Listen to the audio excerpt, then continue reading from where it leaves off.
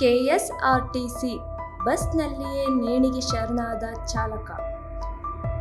KSRTC ಬಸ್ನಲ್ಲಿಯೇ bus ಚಾಲಕನೋರ್ವ ನೇಣಿಗೆ ಶರಣಾದ ಘಟನೆ ಬೆಳಗಾವಿಯಲ್ಲಿ ನಡೆದಿದೆ. ವಿಪರೀತ ಬೆನ್ನು ನೋವಿನ ಸಮಸ್ಯೆಯಿಂದಾಗಿ ಬಸ್ನಲ್ಲಿ ಡ್ರೈವರ್ ಆತ್ಮಹತ್ಯೆಗೆ ಶರಣಾಗಿದ್ದಾನೆ ಎಂದು ಹೇಳಲಾಗುತ್ತಿದೆ. ರಾಮದುರ್ಗ ತಾಲೂಕಿನ ಬಾಲಚಂದ್ರ ಎಸ್ ತುಕೋಜಿ 45 ವರ್ಷ ಆತ್ಮಹತ್ಯೆಗೆ ಶರಣಾದ ಚಾಲಕರಾಗಿದ್ದು, ಅವರು ಬೆಳಗಾವಿ 2ನೇ ಸಾರಿಗೆ ಘಟಕದಲ್ಲಿ ಬುಧವಾರ ನೇಣಿಗೆ ಶರಣಾಗಿದ್ದು, ಕಳೆದ ಹಲವಾರು ದಿನಗಳಿಂದ ತೀವ್ರ ಬೆನ್ನು ನೋವಿನಿಂದ ಬಾಲಚಂದ್ರು ಬಳಲುತ್ತಿದ್ದರು ಎನ್ನಲಾಗಿದೆ.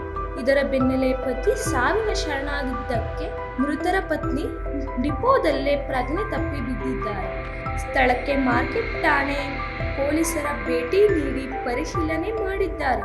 ಇದು 1 ತಿಂಗಳ ಅವಧಿಯಲ್ಲಿ ಬೆಳಗಾವಿಯಲ್ಲೇ ನಡೆದ 2ನೇ ಘಟನೆಯಾಗಿದೆ.